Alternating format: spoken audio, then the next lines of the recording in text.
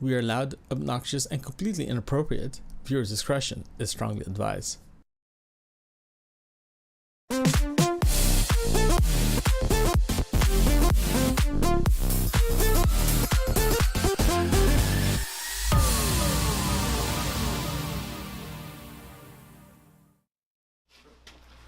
Welcome and welcome to the Garage Tech Show. A few of you are wondering what this is all about. This is a new show that we're starting. Today's stream is a live stream of us recording our very first episode. This is episode 1 of the Garage Tech Show. I'm your host. My name is Mark. Today we also in the studio today we have our producer Leonard, and on our chat, monitoring our chat, we have Derek. This all started in regards to a YouTube video I saw about a year ago regarding to doing a live build and how fast somebody can do a live ITX build. So today this is what's happening. We are going to build a live an ITX machine today. And since this is a live recording, you are going to probably see every mistake I make today. So, and once that's done, we're going to actually have a condensed version of this episode live on YouTube on Thursday. Is that correct, Leonard? Yep. All right, so on Thursday, we'll have the condensed version of this. So with that said, let's begin. So, what do we have here? Okay, so as I said, I got this idea from a YouTube video I saw about a year ago from Jay's 2 cents.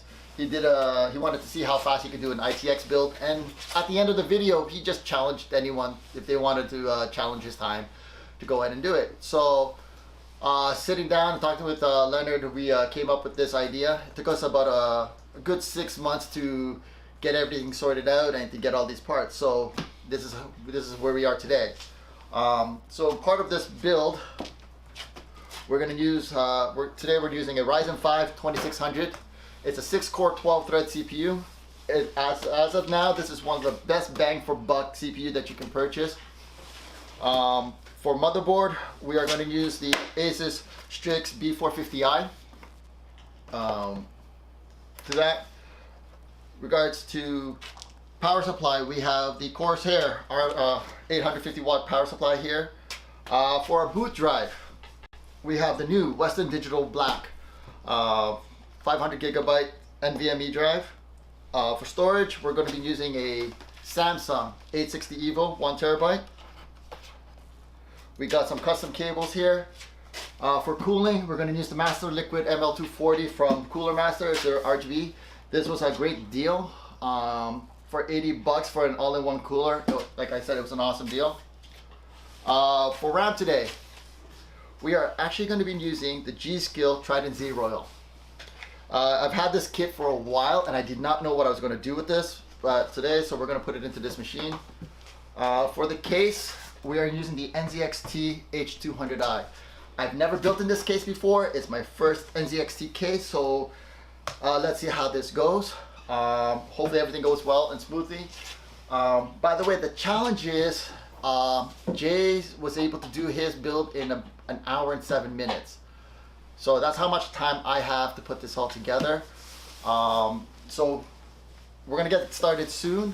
If you're on YouTube or you're on Twitch, if you have any questions and you want to, blurt them out, go ahead. I'll try to answer as many as I can. So with that, we're going to just set up this table and prepare for this build. So just give me a second here, okay? Timer running? Timer is running. All right, let's see what else we have. So what I'm actually doing right now, I'm actually going to set up the motherboard with the processor. I just pulled out out of the box. I just pulled out what we need for this build. As you can see, this is the ROG B450i, nice small motherboard here. What I liked about this board is that we actually have 2 slots for the for M.2 drives, which is great because I can actually put it here instead of at the underside. So if I have to make any changes, I don't have to take the whole motherboard out. Right now, here's the processor. This processor actually does come with its own cooling, air cooler. I decided to use a water cooler just to be consistent with Jay's build. But I mean, it's the actual air cooler is adequate enough to actually keep this processor cool.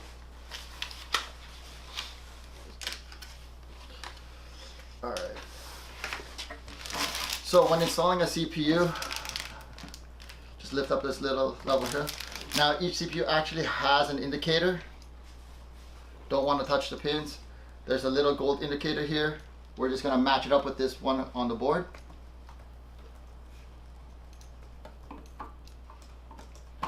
Just like that. Put this down. And that's pretty much it. That's pretty much it on how to install the CPU. And since I said you can actually use an M.2 drive on this top slot, that's what we're going to do. This is actually a great thing here. I mean, I picked this up. This is actually the new Western Digital Black. It's supposed to have better performance from the previous version. Up to 347 megabytes read speeds here. Good for gaming. Again, you just want to, it's very small, just want to take care of it. Make sure you're not putting too much pressure on it to break. Let's take this off. Awesome. This is actually one on there.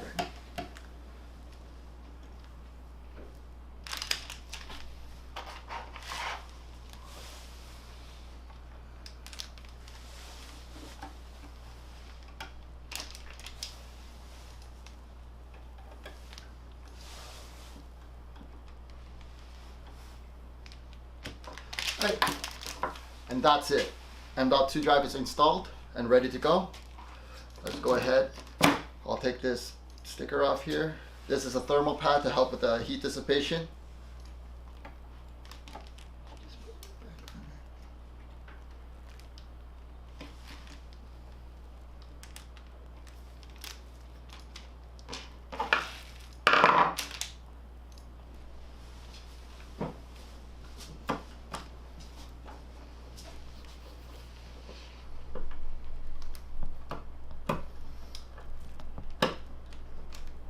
That's one screw.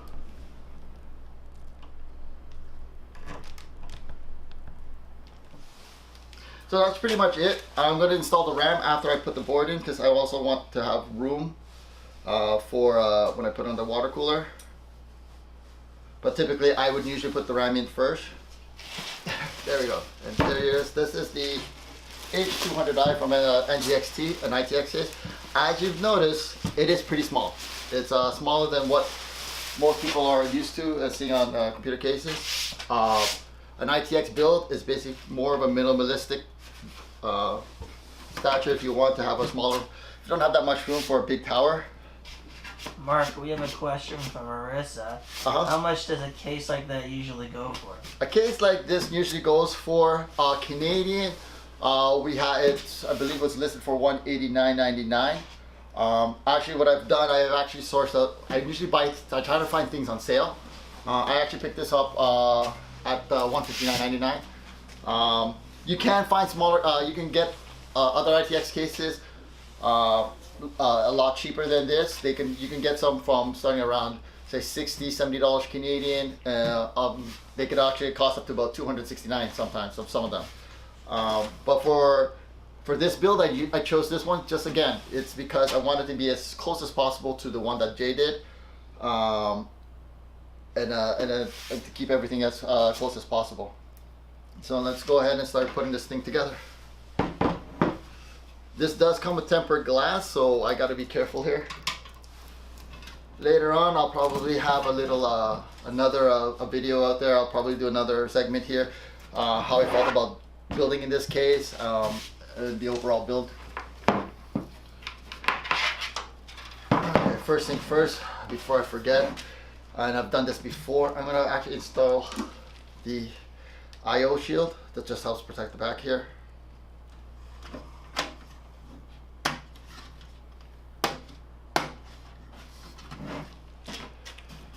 Alright, that's it. Simple as that. I'm actually glad, if you can see over here, they've actually have some of the standoffs already installed, which is great. It actually saves time. Actually, you know what? Let me take this off first. That's it. One panel comes off.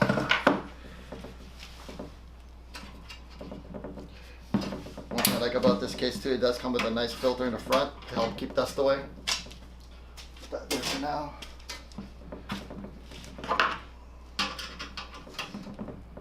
So how long I am with the time there? You are 13 minutes in. Wow. Okay. So, that for the cooler. Again, once again, it's from Cooler Master, the Master Liquid ML240L. It is an all-in-one water cooler. It is typically, with all water coolers, they're pretty much all very similar with one another. Their style, you get a water block to put on, and then a radiator.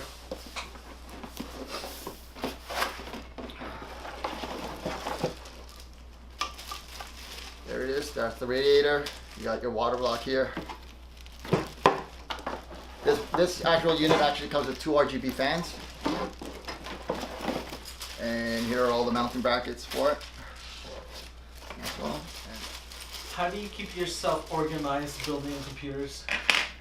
How do I keep myself organized? I really don't. I've been doing this for so long that I have a system where I put something down, that's how I organize myself. But typically you would actually want to have a clean space. You do work with a lot of small screws sometimes, so you don't want to drop one or misplace it, because you might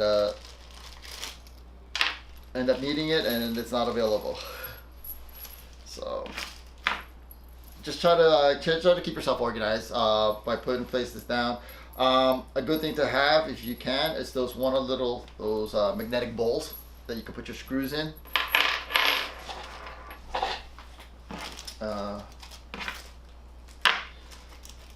Just so that you can keep them all in one place. This is where I say I should have like a third or fourth arm, because trying to put this all together with 2 hands gets difficult at times. But typically once you get it all aligned, it should all put through.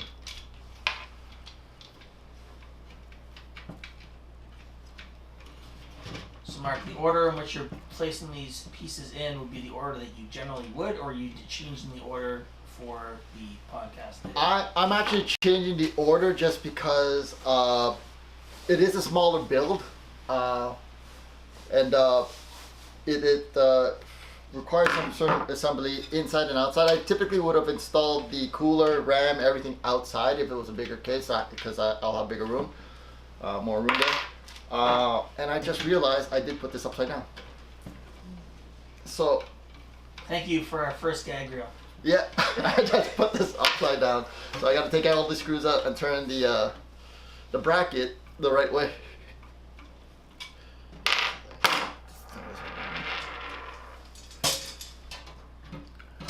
There, the bracket's not proper yet. So what will you be installing next? I'll actually be putting the main board in, add the cooler, and then add my RAM in. And then I'll work on the storage drive, power supply next, cable management, and the grande resistance, the actual video card.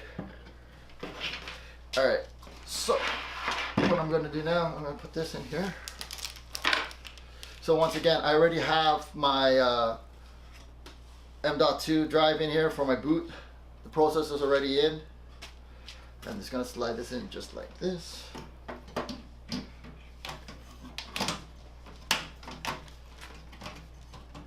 Slide it in. There we go. The difficult thing also about this, I don't have the daintiest of hands, so a lot of this in this case is pretty tight fitting. Is that a common issue for an ITX build? Yes. This case right now, this NZXT case, this is actually on the larger size of an ITX, mini ITX. Typically, there are other ones that are actually half the size of this. And that's what's the challenge of building an ITX, is trying to cram everything from one of the newer high-end video cards, having a high-end processor for your gaming needs or your productivity needs inside one of those machines, because not only it's space constrained, it's also temperature that you have to consider. So there we go. Motherboard installed, ready to go. I'm gonna get this before I go. Well, before I go any further, because of this space constraint, if you can see over here, there's an 8-pin power connector right over there. I'm actually gonna put the cable in now. So that's in. So what I'm gonna do now, I'm actually gonna install this actual water block and the pump. This is a combination water block pump. Currently, you're building a computer with AMD. Why not Intel? Like I said, for best bang for buck right now, I got this processor.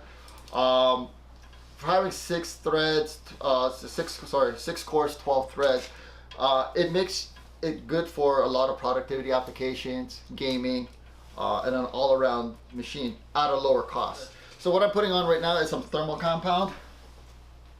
Just a little pea size here. Some cooler comes with thermal compound. Thank you. Do you normally recommend using those, or do you prefer using your own? Okay, regarding thermal compound, there are different types of thermal compound out there. Some are better than others. You know what? If most all-in-one coolers and some of the fan coolers that come with their soap process actually have a little have some of it already on it. This one didn't, so we just put some. But it did come in the box with it. Sorry. The deltas between them are within, 1 to 2 to 3 degrees. Like I said, some are better, but as long as you have, you must have thermal compound, because it helps with the dissipation of heat and the connection with whatever cooler you have. Next is the RAM. Yeah, oil driving the C. Okay, I'm just going to install the RAM now. RAM is very simple to install. They go pretty much only one way. What kind of RAM are you using? I am using the G-Skill Trident Z Royals. 16 gigabytes worth at 3200 megahertz. AMD processors actually have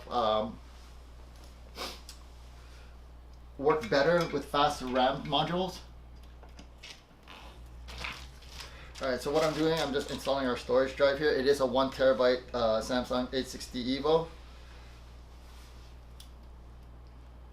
This is for game storage or regular any storage here. Alright, so pretty much all the components are in except for one. Put this back in here. So what do you have left? What I have left is the video card. What time are we at, Leonard? We are 56 minutes into the build. 56 minutes into the build. Okay. Alright, I'm just going to quickly put all my cables in here. Oh, I hope this cable's long enough. We are 1 hour in. Alright, so me building this in under an hour did not work. So let's see if I can actually beat Jay.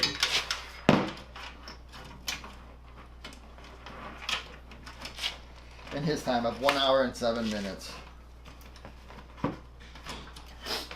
And this is one of the challenges of an ITX build: space.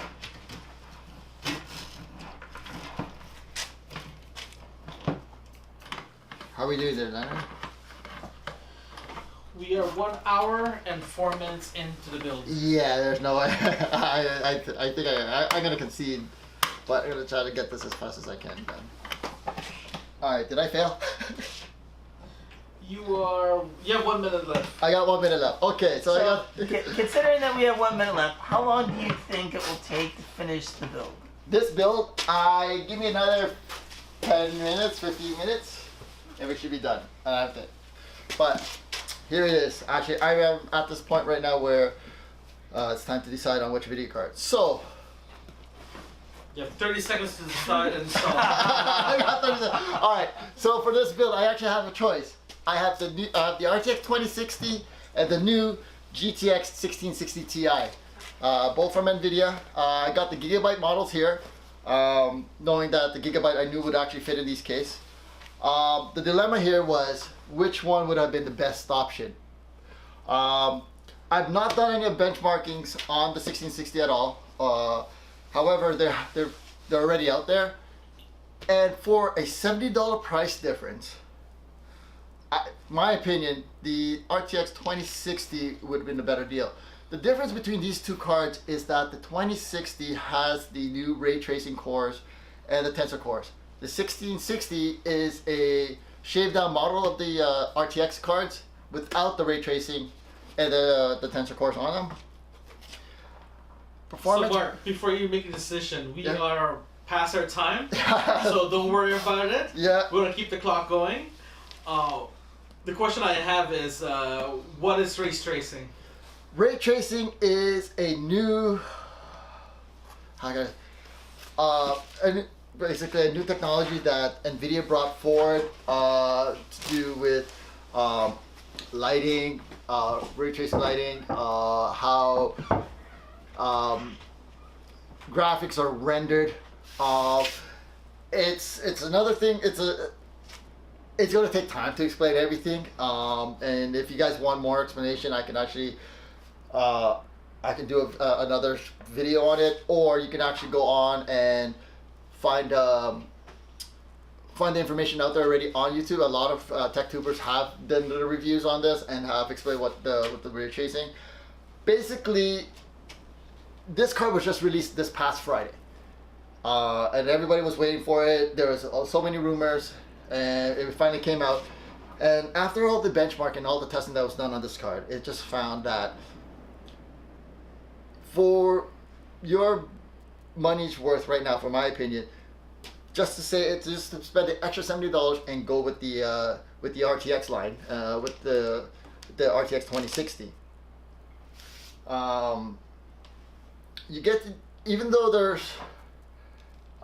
not a lot of games supporting the ray tracing or the DLSS as of now. There's only a few out there, Battlefield 5 being one of them. It is going to be a technology that's going to grow, and adding that extra $70 and making yourself future proof to be able to use this ray tracing and DLSS, it's a no-brainer.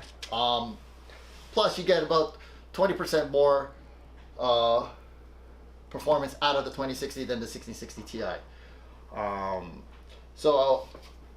And I mean, basically that's my decision. Like, I wanted to put this in today, but after reviewing it myself and reading up a lot and taking a look at what others have benchmarked on this, the best deal for me would be the 2060. So I'm gonna put this aside right now, and we're gonna go ahead and install the 2060 into this machine.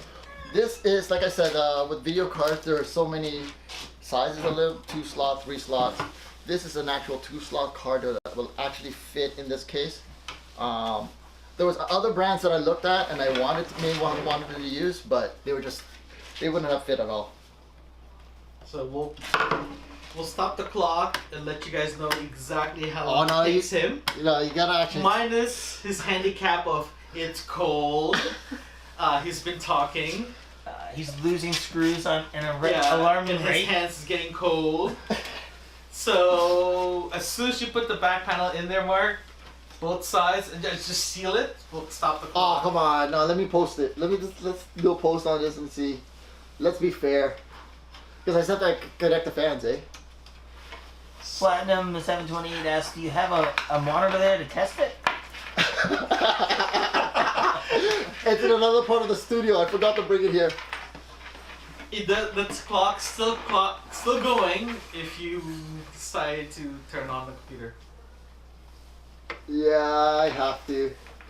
I gotta do it. I gotta make sure that this thing works. Don't forget, we have viewers out there that want to make sure that I've done it properly, right? I think that's where Platinum was going with that. 5 viewers. And you guys are not gonna like this. Are you taking it out apart again? Yes, I am. Why? Because the video card should have been the last thing I put in, right? And I completely forgot about the front panel. So you needed to place the front panel in before you placed the video I know card in? the front panel connectors, like the power button, the USB ports. That will help. That would help a great deal. So So if you were to finish, we would not have been able to power it on, or So either way, if you give him the handicap, he's still lost. yeah. I still lost. I still would have lost this whole challenge thing, and you know what? Hey, it's not bad for our first thing. Like I said, this is my first time building an ITX machine. This is an excellent example of proper planning and execution. And read the manual. Yeah. Read the manual. So what's happening? Tell us. There it is. It's now on. It is turning on. I got it. It wasn't pushed up far enough. So the time. I'm stopping the time. 1 hour and 44 minutes minus 15% handicap. Not 15%. 15 minutes. So that will bring you to 1 hour and 29 minutes. Wow. Okay, so I failed. So lesson learned. Lesson learned is don't try to do this first of all in the cold weather, because I cannot feel my fingers right now. 2, yeah, just get more practice in before trying to do a challenge like this.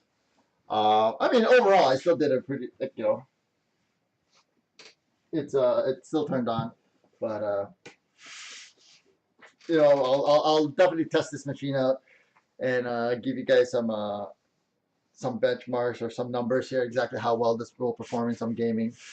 I mean, right now, like I said, it is a good machine. We'll decide out. Go back to Platinum's question. We'll decide on what we're going to do with this machine. But yeah, so that's about it. I don't know if you can see my breath. I've actually It got colder. It got colder in here. So honestly, like I said, my fingers are frozen right now. I can't really feel them.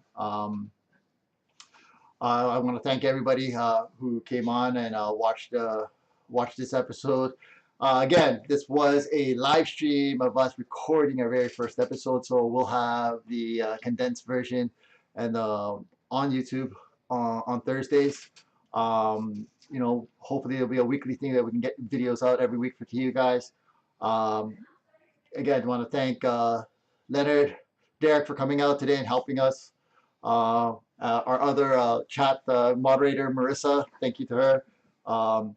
To the guys and girls of in the crew at Canada Computers, Mississauga Loshi, thank you for helping out. To Software Integrated Query, thanks again. If you need any of your web development, look them up. That's Software Integrated Query. And that's about it. So I'll catch you guys next time. If you do like this, go ahead and click on the subscribe button and that little bell to get your notifications. If you like or dislike, do those little thumb things on the bottom of the screen. And we'll see you guys next week.